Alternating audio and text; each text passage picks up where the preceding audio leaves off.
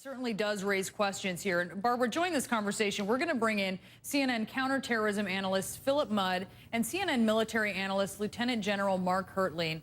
First, I want to go to you, General Hertling. We heard Dempsey there say we're not there yet, but he said if ISIL, or ISIS, as many of us know it, is a threat to the homeland, that mission could change. We've been talking a lot about mission creep. That certainly, I think, perks up a lot of ears when we hear the chairman of the Joint Chiefs say that. Well, I think, Brianna, General Dempsey is very precise in his language. His job is to provide options to the president, to his commander-in-chief, and that's what he's doing.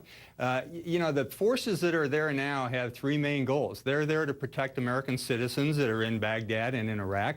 They're there to assess the situation, and then they're there to determine what to do next. They're doing all those things very well under General Petard's guidance in Iraq. And I think once General Dempsey gets the assessment, I mean, we got to remember these advisors have only been there less than 2 weeks. As soon as he gets those kind of input, he'll make some more options presented to the president. I think that's his job. Well, and certainly you're very familiar with General Dempsey. You were, I believe, his deputy, right, in Iraq in 2003 and 2004. I was his deputy, and we were very good friends. Okay, so you're very familiar when you say that he's very precise with his language. So I just really kind of want to drill into that. Is this just him keeping his options open? Is this in case for some reason American forces need to use force? Is he talking about something that could be more protracted and involved? How do we read into that? He is keeping his options open, what he has to present to the president. That's General Dempsey's job, and he's doing that very well. And I heard his conference the other day as he was testifying, and that's what he was doing. He was being asked some very hard questions, and he doesn't want to rule out anything because the situation could change. The assessment could be different than what we think it is now. And the government of Iraq could start broadening their inclusion of other groups like the Sunni and the Shia and the Kurdish tribes. So I think General Dempsey is really doing a fine job walking that rope and saying, hey, we've got to provide some options to the president, but we need information first. And overall, Phil, on this, we heard in Barbara's piece there, this is about finding a way to get over that sectarian divide.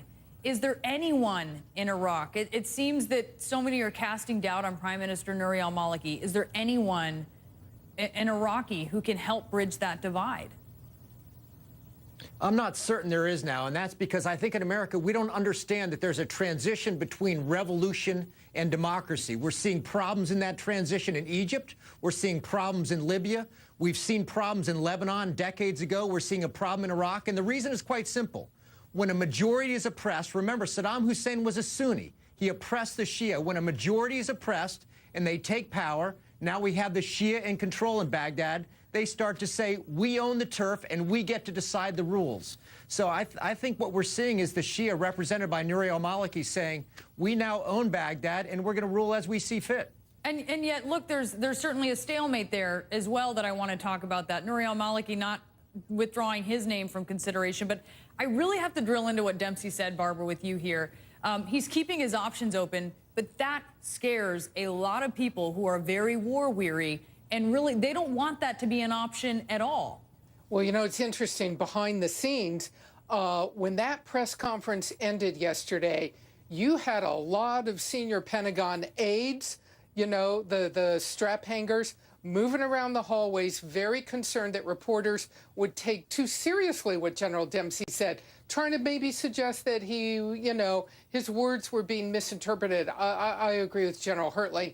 General Dempsey's words were not misinterpreted. This is a guy who says exactly what he means. And one of the most interesting things I thought he said, and I want to ask Phil about this, is he said, look, we are going to be dealing with this kind of militancy in this country for 1 or 2 generations possibly to come.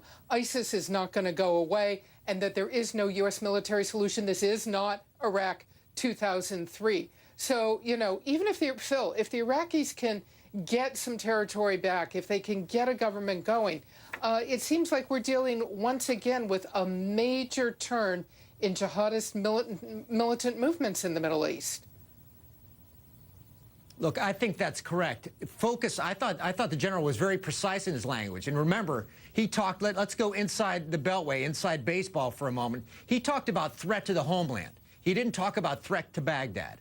When you're seeing the Islamist insurgencies we've seen for 20 years in North Africa, in Somalia, in Yemen, in Afghanistan, a sliver of these Islamist insurgencies tends to focus on what they view as the head of the snake.